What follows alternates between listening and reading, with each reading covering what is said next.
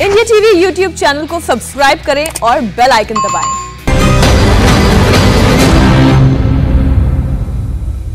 Corona हवा के जरिए फैलता है, छूने से इसका इन्फेक्शन फैलता है, लेकिन क्या यह वायरस आंख और कान के जरिए भी आपको संक्रमित कर सकता है?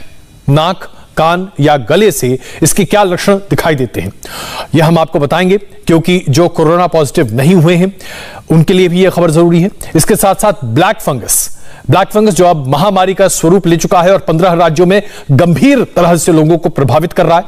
ब्लैक फंगस का नाक और कान से क्या संबंध है?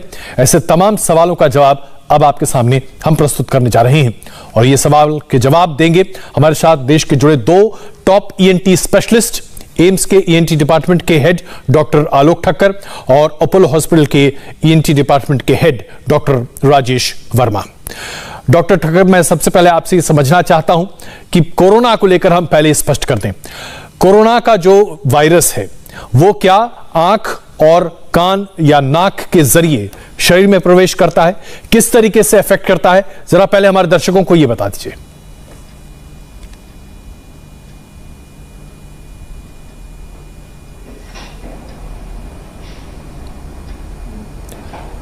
डॉक्टर ठक्कर, कुछ तकनीकी दिक्कत है जिसकी वजह से आपकी आवाज अभी ठीक नहीं आ रही।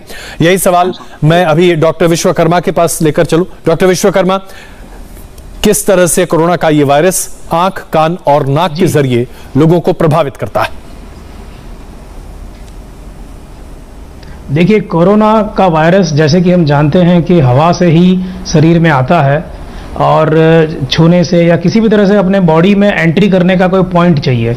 हमारी जितनी भी कोरोना को टेस्ट करने के तरीके हैं उसके अंदर अभी हम लोग जो सैंपल लेते हैं, आरटीपीसीआर के लिए जो सैंपल लेते हैं वो भी नाक के अंदर से लेते हैं।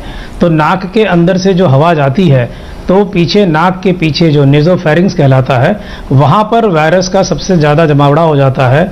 इसीलिए जब हम टेस्ट करते हैं आरटीपीसीआर तो नाक के अंदर एक स्वैब स्टिक डाल के और वहाँ से सैंपल लिया जाता है और उसके माध्यम से ही हमको पता चलता है कि इस व्यक्ति को कोरोना हुआ है। तो नाक और मुंह ये हमारा एंट्री पॉइंट है शरीर का, इसलिए यहाँ से कोई भी संक्रामक बीमारी जो कि हवा में होती है वो एंटर कर सकती है। जी। और इसमें आंख का भी कोई रोल है क्या? अब ऐसा है कि नाक जो है हमारी, उसके अंदर आंख की जो आंसू अपने निकलते हैं तो आंसू हमारे जो हैं वो नाक में गिरते हैं, बनते हैं लैक्रिमल ग्लैंड में, आंख के साइड्स में, और उसके बाद में वो आंख में से होते हुए नेज़ोलैक्रिमल डक्ट से नाक के अंदर आते हैं और इस तरह से नॉर्मल प्रोसेसिंग होता रहता है। इसलिए यदि नाक के अंदर कोई सूजन होती है तो आंख से पानी बहना शुरू हो सकता है। नाक में कोई इन्फेक्शन है तो आंखें भी लाल हो सकती है। जी।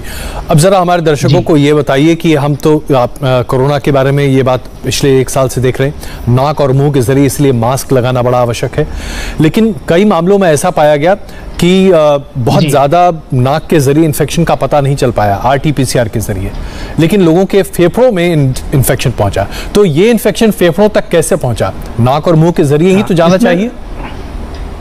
जी हाँ जी, इसमें यह समझना बहुत ज़रूरी है कि फेफड़ों तक में जो हवा जाती है वो नाक के माध्यम से ही जाती है। हम लोग जब सांस लेते हैं तो नाक में से होती हुई वो हवा फेफड़ों तक जाती है। नाक हमारा जो है एक एयर कंडीशनर का काम करता है। सबसे पहले नाक में से जो हवा जाती है उसको फिल्ट्रेशन होता है, उसको छन्नी होती है उसकी। उसके बाद में नाक में आई हुई हवा का टेम्परेचर बॉडी टेम्परेचर पे बनाया जाता है। वो अंदर जो नाक में बह रही खून की नलियाँ होती है उसकी गर्मी से होती है। और नाक के अंदर जो म्यूकोजा है उसके अंदर म्यूकस सेक्रेटिंग सेल्स होते हैं जो कि पानी जैसी चीज़ों को जो म्यूकस सेक्रेशन करती हैं, तो थोड़ा मॉइस्चर आ जाता है। तो वार्म एयर, थोड़ी मॉइस्ट एयर और बॉडी टेम्परेचर पे फिल्टर्ड एयर, ये एयर हमारे नाक के माध्यम से सांस की नली से होते हुए और हमारे फेफड़ों में जाती है। फेफड़ों में जाने के बाद में जो हमारे फेफड़ों की जो एल्वेओलाइज हैं, जो हमारे वो जो सेल्स हैं, जो कोशिकाएं हैं, जो उस हवा को एब्जॉर्ब करते हैं, वो बहुत सेंसिटिव होते हैं, इसलिए उसको बॉडी टेम्परेचर पे और फिल्टर करके दिया जाता है।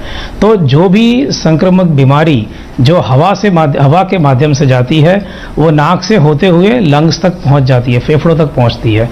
तो यदि कभी किसी टेक्निकल एरर के कारण नाक में से लिया हुआ स्वाब नहीं पकड़ाता है तो वो चीज़ सीटी स्कैन में पकड़ा सकती है, क्योंकि ये जो संक्रामक बीमारी जब लंग्स तक पहुंचती है तो लंग्स को अफेक्ट करती है। लंग्स में एक तरह का वायरल निमोनिया होना शुरू हो जाता है, और ये वायरल निमोनिया जब सीटी स्कैन करते हैं तो उसका एक स्कोरिंग सिस्टम है, और उस स्कोरिंग सिस्टम के हिसाब से पता चल जाता है और पहले भी आइडिया लगा सकते हैं कि ये बीमारी आ गई है। जी डॉक्टर ठक्कर अब हमारे साथ जुड़ चुके हैं। डॉक्टर ठक्कर, अभी तक हमने कोरोना के वायरस के आंख और नाक और एक तरह से कान के भूमिका के बारे में तो बात कर ली, लेकिन ब्लैक फंगस हम सब लोग के लिए बहुत बड़ी चिंता का विषय है, अब महामारी भी बन रहा है। ब्लैक फंगस किस तरीके से कान और नाक के जरिए शरीर में प्रवेश कर रहा है, या वो क्या सीधे आंख से भी प्रवेश कर सकता है? जरा इस गुत्थी को सुलझाइए हमारे लिए। तो ये बात तो हम लोग कई बार कह चुके हैं कि ये ब्लैक फंगस शायद गलत नाम है इसके लिए। कुछ फंगस होते हैं जो ब्लैक होते हैं, ये उनमें से नहीं है, पर हाँ क्योंकि ये गैंग्रीन करता है और उसके बाद थोड़ा सा जहाँ पे इफेक्ट करता है वहां पे ब्लैक अपीयरेंस हो जाता है, तो अब पॉपुलरली आप सभी ने इसे ब्लैक फंगस कहना शुरू कर दिया है। मेडिकली ये गलत है, हम इसको म्यूकरमाइकोसिस कहते हैं। तो म्यूकरमाइकोसिस का जो फंगस है ये ग्रुप ऑफ फंगाई है जो कि अगेन होता है हवा में और मिट्टी में, और अगर कुछ पत्ते वत्ते सड़ रहे हो या उस तरह की बात हो उसमें होता है। और ये जो है फिर से क्योंकि हवा में होता है तो नाक के थ्रू अंदर जाता है। ऐसे तो बहुत चीजें होती हैं हवा में जो हमेशा से ही रही हैं, जो हमेशा हम लोग अंदर इनहेल करते हैं और फिर बाद में एक्सहेल कर लेते हैं, अंदर सांस लेते हैं, सांस निकाल देते हैं। और वैसे ही ये भी एक फंगस के स्पोर्स होते हैं जो कि अंदर बाहर जाते हैं। नॉर्मल कोर्स में इसे कोई तकलीफ नहीं होती आपको, बिकॉज आपके बॉडी के डिफेंसेस ठीक होते हैं। इसने तभी आपको तकलीफ दी है जब आपके बॉडी के डिफेंसेस बहुत कम हो। नॉर्मली डिजीज होने के लिए हम कहते हैं कि 3 चीजें होनी चाहिए जिनका इंटरेक्शन होता है। एक एजेंट जो कि इस केस में फंगस हुआ, एक होस्ट जिसमें कि आप है, और एक एनवायरनमेंट। पर मोटे कॉस्ट में एजेंट और होस्ट का जो एनवायरनमेंट होता है उसमें ये एजेंट की कोई ऐसी गलती नहीं है, एजेंट तो हमेशा ही था। होस्ट की गलती है कि होस्ट वीक पड़ गया है, और क्योंकि होस्ट वीक पड़ गया है जब होस्ट वीक होता है तो ये कई बार इन्फेक्शन पकड़ जाता है, बहुत रेयर होता है। आज के दिन में जो है ये ज्यादा देखने को आ रहा है। जब से कोविड की बीमारी आई है तब से ही थोड़ा ज्यादा देखने में आ रहा है। कोविड की बीमारी से पहले भी हम देखते थे, जबकि जनरली हम लोग देखते थे अनकंट्रोल्ड डायबिटीज में, विलायत में भी जो है, क्योंकि अनकंट्रोल्ड डायबिटीज कम होती है, उनको ज्यादातर मिलता है जिनकी इम्यून कॉम्प्रोमाइज हो, एड्स हो, या किसी को कैंसर ट्रीटमेंट लगा हो, या किसी का ट्रांसप्लांट हुआ हो, इसलिए जो है वो इम्यून कॉम्प्रोमाइजिंग दवाइयां ले रहा हो, उस सिचुएशन में होता है। अगर आपकी इम्यूनिटी ठीक है तो ये नहीं होता है। आज के दिन में भी कोविड के साथ थोड़ा सा बढ़ा था, जब पहले कोविड आया था तो थोड़ा सा बढ़ा था, इस वेव में बहुत ज्यादा था। क्यों बढ़ा है? एजेंट ऑब्वियसली हमारी इम्यूनिटी, जो पेशेंट्स जिनको हो रहा है उनकी इम्यूनिटी कम हो रही है जी। कुछ कोविड से इम्यूनिटी कम हो जाती है, कुछ साथ में कोविड से डायबिटीज बिगड़ जाती है, या पेशेंट्स की पहले से ही अगर डायबिटीज बिगड़ी होती है।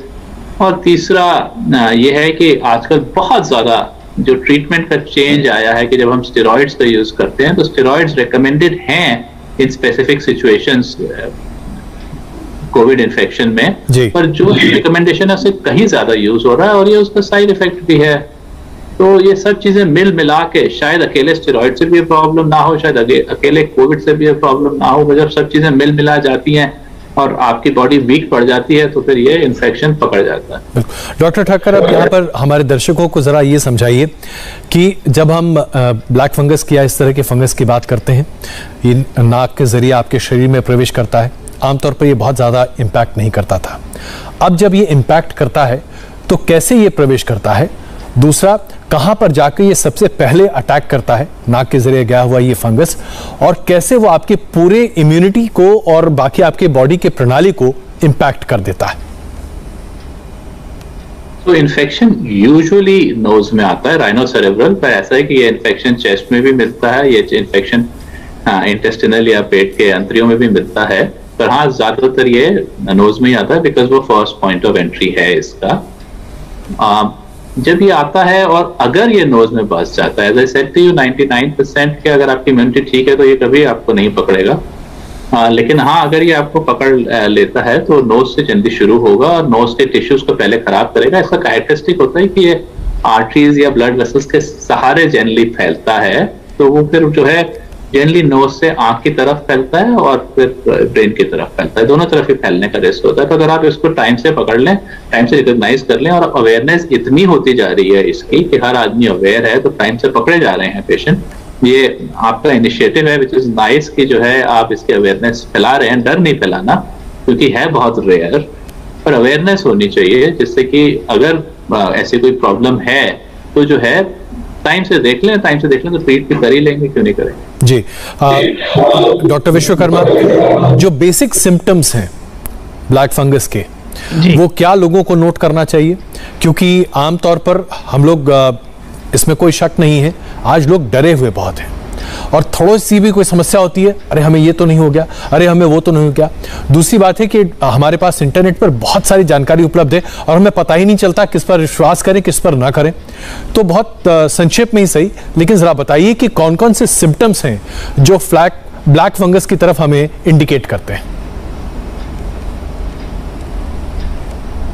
जी, जैसे मेरे मित्र डॉक्टर आलोक ने बोला, उसी बात को मैं आगे बढ़ाता हूं कि जब भी ये ब्लैक फंगस या म्यूकोरमाइकोसिस के स्पोर्स हवा में से होते हुए जब नाक में आते हैं, तो नाक में आके ये स्पोर्स बैठ जाते हैं, और वहाँ पर जब उसको एक प्रॉपर मीडियम मिलता है ग्रो करने के लिए, नॉर्मल हेल्दी इंडिविजुअल है तो ये स्पोर्स कुछ बिगाड़ नहीं सकते हैं, वो बाहर धकेल दिए जाते हैं, क्योंकि नाक के अंदर की जो चमड़ी, जो म्यूकोजा है, उसकी जो म्यूकोसिलियरी एक्शंस हैं, उसके जो हेयर सेल्स हैं, उसको धक्का मार के बाहर निकाल देते हैं। तो नॉर्मल आदमी को, जिसकी इम्यूनिटी अच्छी है, बाकी सब ठीक है, उसको कुछ डरने की जरूरत नहीं है। एक बार जो व्यक्ति कोविड से ग्रसित हो गया और उसमें से रिकवर हुआ, तो उसमें प्रायः यह देखा जा रहा है कि कोविड के इन्फेक्शन में, जैसे कि किसी भी वायरल इन्फेक्शन में होता है, म्यूकोजल इडिमा होता है, तो कोविड में कुछ अभी सेकंड वेव में देखा जा रहा है कि नाक के अंदर की या कोई भी म्यूकोजा की सूजन ज़्यादा होती है। तो जब म्यूकोजल इडिमा हो जाता है तो ये म्यूकोसिलियरी एक्शंस कम हो जाते हैं या काफ़ी घट जाते हैं। साथ में इस व्यक्ति को, जिसको कि डायबिटीज़ है, तो ऑलरेडी वो एक मीडियम प्रोवाइड करता है जहाँ पे ये फंगस ग्रो करे, तो उसको खाद्य पदार्थ मिल जाता है, तो स्पोर्स वहाँ पे ग्रो करते हैं। तो नाक में ग्रो करना शुरू करते हैं, तो जैसा कि डॉक्टर आलोक ने बताया कि ये ब्लड वेसल्स में जाते हैं, इसकी एंजियो इन्वेजन प्रॉपर्टी है, तो जो खून की नलियाँ हैं उसको ये ब्लॉक करता है, उसको ब्लॉक करता है, तो नलियाँ जिस पार्ट को सप्लाई करती है वहाँ पे गैंग्रीन हो जाता है, वहाँ का पार्ट डेड हो जाता है, तो वो टिश्यू जब डेड हो जाता है तो काला हो जाता है और वहाँ गिर जाता है, और वहाँ पर फिर बाद में और ये फंगस ग्रो करती है। तो ये फंगस जब नाक में ग्रो कर रही होती है तो नाक की हड्डी, जो टर्मिनेट्स बोलते हैं, उसको डैमेज कर सकता है, नाक के अंदर से काला पदार्थ निकल सकता है, कुछ कभी कभार खून भी निकल सकता है, नाक ब्लॉकेज आ सकती है, और नाक से होकर जब साइनस में जाती है तो साइनस को ब्लॉक करती है। साइनस की म्यूकोजा को जब अफेक्ट करती है तो साइनस के ऊपर, यानी चेहरे के ऊपर, इस जगह पे चेहरे के ऊपर सूजन आनी चालू हो सकती है, और जब उसका ब्लॉकेज होता है उसको पेन होने लगता है, और उसी चीज को जब वो नीचे की तरफ जाती है तो दांतों की तरफ जब बढ़ती है तो दांतों में दर्द शुरू हो जाता है, आदमी ठीक से चबा नहीं सकता, या चबाता है तो उसे दर्द होता है और दांत हिलने लग सकते हैं।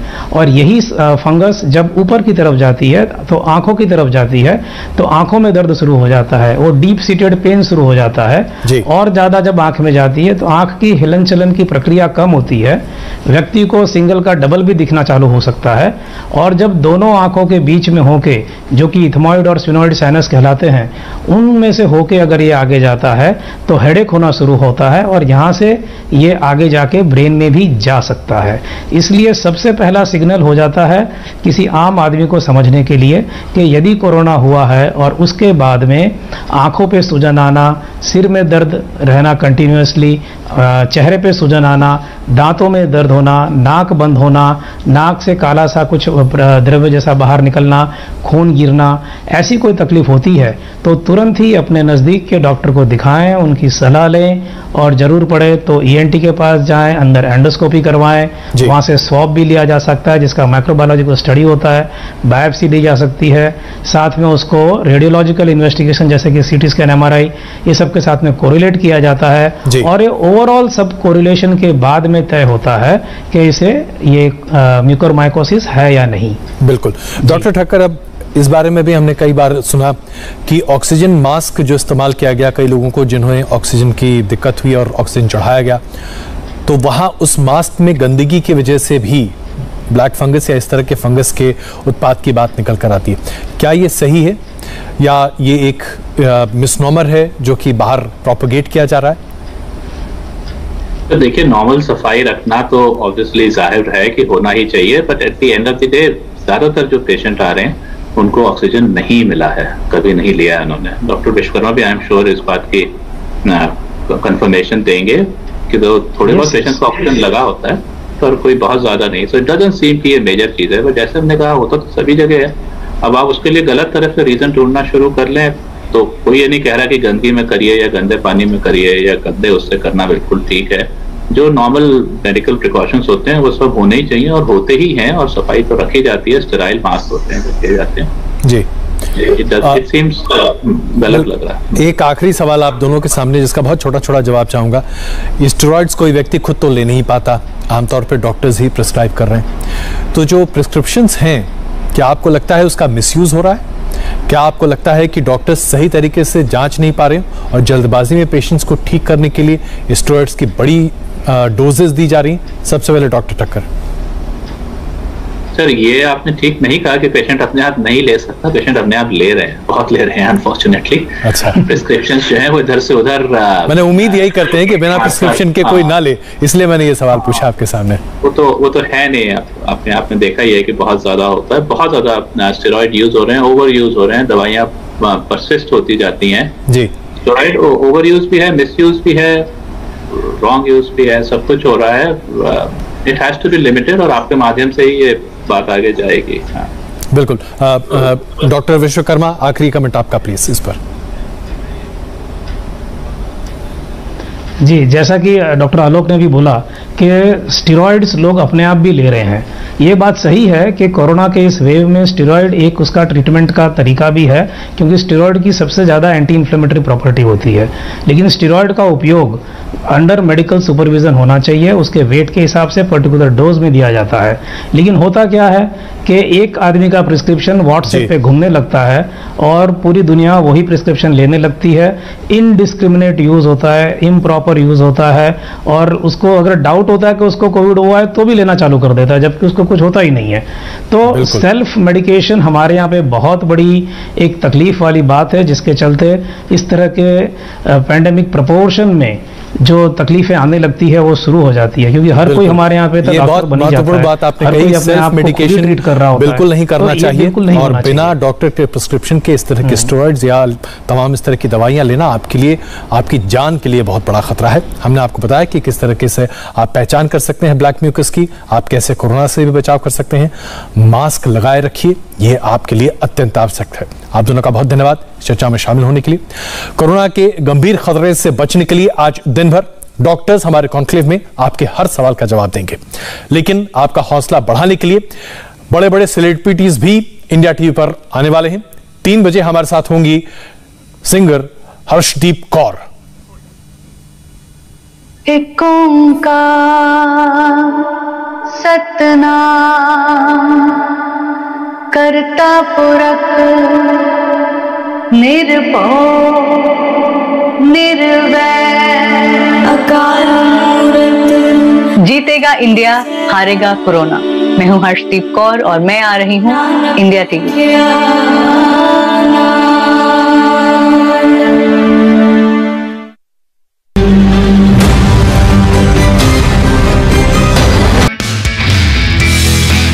नमस्ते, मैं हूं मीनाक्षी जोशी। वीडियो और खबरों से अपडेट रहने के लिए India TV YouTube channel subscribe करें, बेल आइकन दबाना ना भूलें। जुड़े रहें इंडिया टीवी के साथ।